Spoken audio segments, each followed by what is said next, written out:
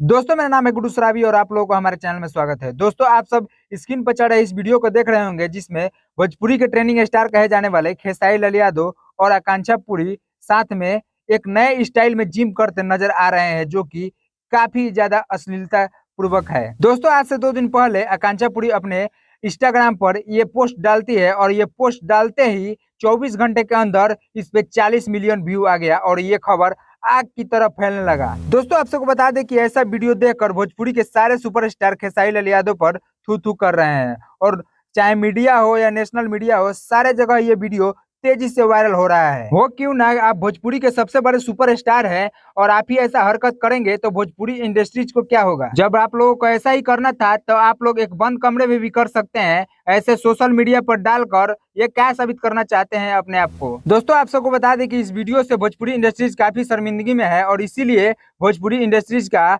कहीं दूर दूर तक नाम नहीं लिया जाता है। और आप सबको बता दें कि भोजपुरी के सुपरस्टारों का कहीं पर भी इसीलिए इज्जत नहीं होता है। बाकी इस वीडियो पर आप सबका क्या राय है, अपना प्यारा कमेंट बॉक्स में जरूर बताइएगा। मिलते हैं नेक्स्ट वीडियो में, तब तक के लिए जय हिंद, जय भोजपुरी।